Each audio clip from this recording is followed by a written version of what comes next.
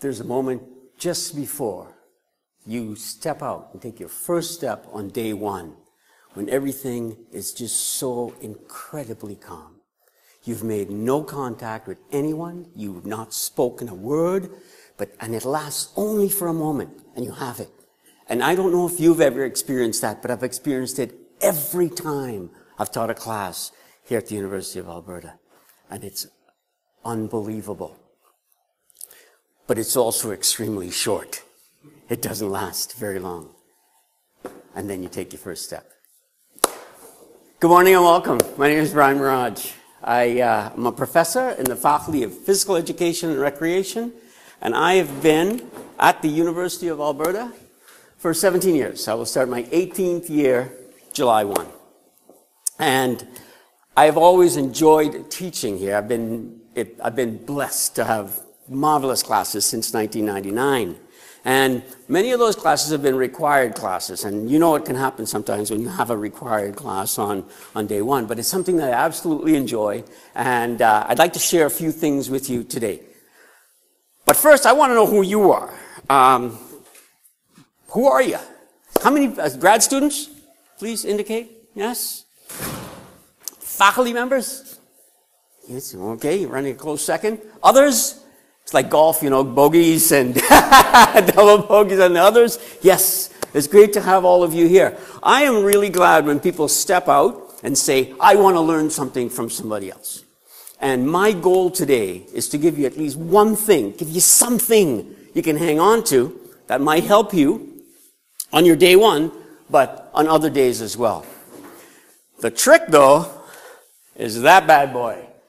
I've got till 11:15 and then that's it. All over but the crying. Oh, no, she looks at me and she said, no, 11:13 because the other person has to set up. Okay, so we can work on that. All right. Let's see now, hang on. My disclaimers, yes.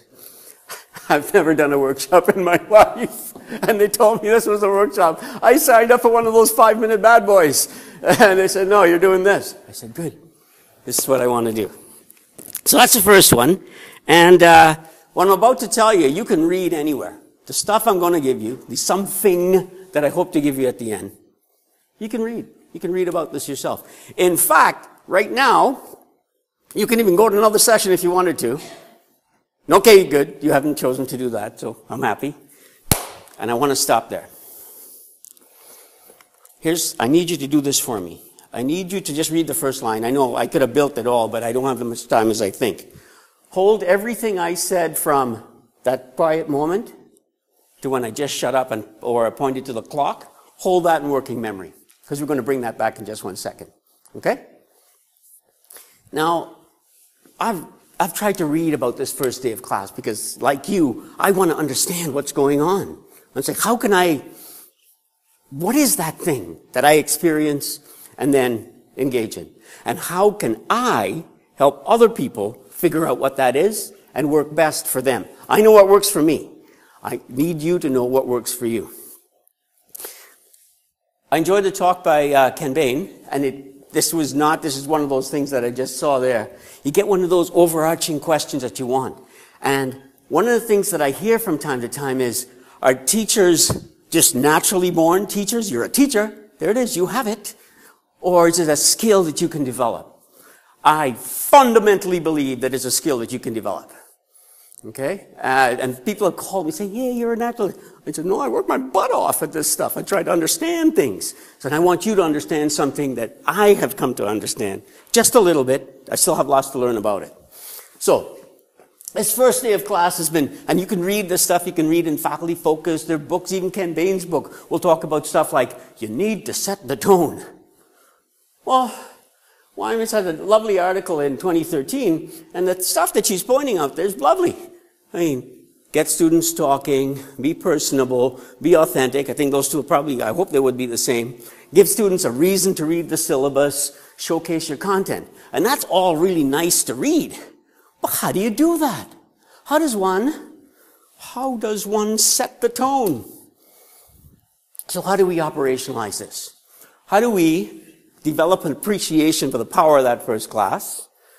How do we get students to understand the uniqueness of what you're doing? And you're not a one-trick pony. How do you engender this interest that's sustainable over the 13-week period that you've got for them? That, to me, there it is, right? It's not like, hey, I had a great first day at second day, third day, fourth. It's a long journey, 13 weeks. How do we do that? So that's what I want you to get today. If nothing else, I'm going to give you my own little formula. It's not really a formula, but it's got numbers. Those numbers. Okay, 10:52, I still got time. When I told you to hold that stuff in working memory that we had, I went through this particular order. First thing I did, me. I just said, take that from the Matrix. Remember when Agent Smith is just replicating? Never mind. Okay. I like the scene. You have to introduce yourself in some way, shape, or form. And you will do that. And I'm putting this as one. We'll talk about order and stuff in a bit. You got to establish a little bit of credibility. Somehow. So you're teaching this class, and for me, so remember what I said. Hi, I'm Maraj. I've been here for 17 years. You think somebody's been here for 17 years, they may know something, right? They invited him here for the video. Establish some degree of credibility. This is a kicker, because I've seen people trip over this so many times, it's unbelievable.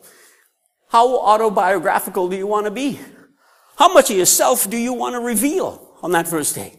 How much do you want to tell them?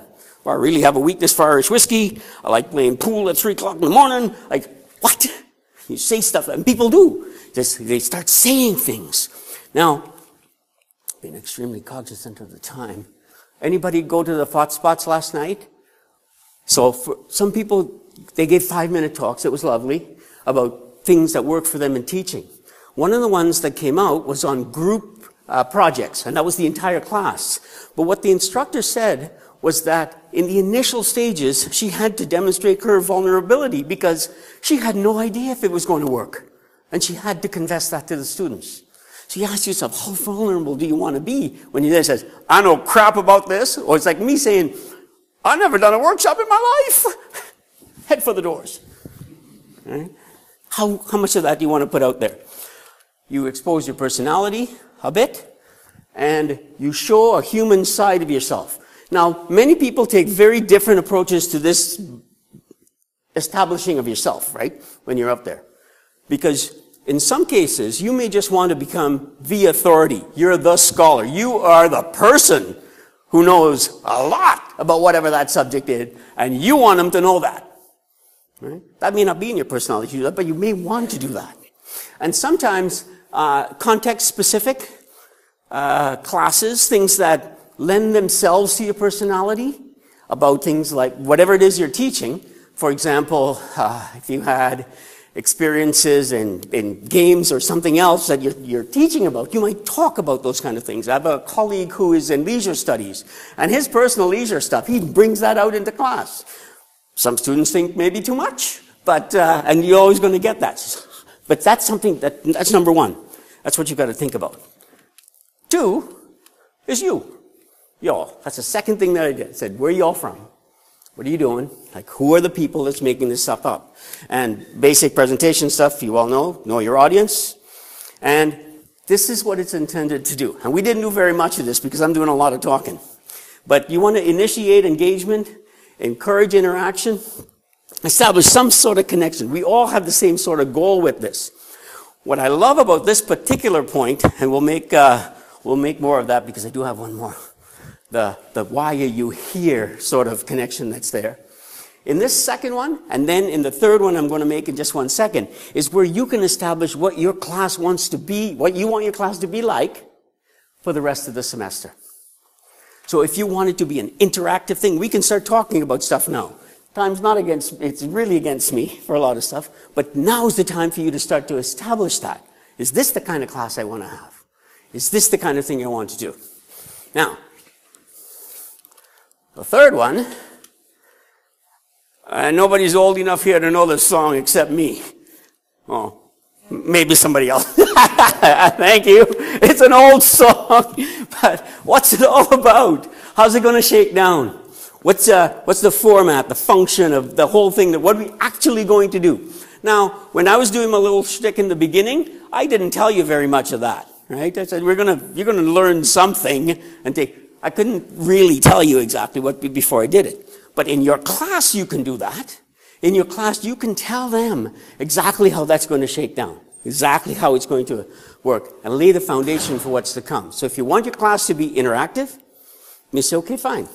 Jay, let's start talking. You and I will talk about so-and-so. You get other people to talk about things. You can lay the foundation of how you want it to be shaped. Now, the last one, so I'm a big fan of what's so exciting about the stuff that I teach. And I could talk about that till the cows come home. But you've got to be able to demonstrate that as well. It says, what's so exciting about poultry farming or poultry farming, people, whatever it is you teach, chemistry, you name it. And the last one is the constraints. And you've got to address the constraints. For me, it was just to say we don't have a lot of time.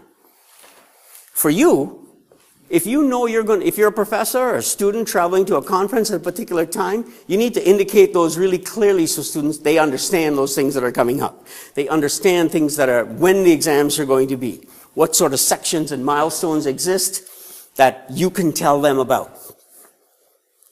Yes. All right. This is, so what I did was that. I went 1, 2, 3, 4. So 1, I introduce myself. 2, I say, who are you? 3, I say, what are we doing? 4, I say, we don't have a lot of time. Right?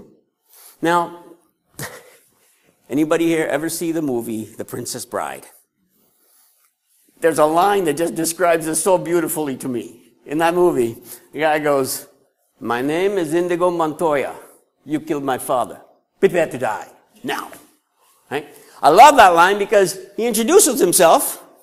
He talks about the other guy for a second, tells you what it's all about, and does it now. Oh, that thing is just gorgeous. So, but that's my 1, 2, 3, 4. But here's what I want to do. This is where the workshop part of it, I may actually do this before 11 o'clock.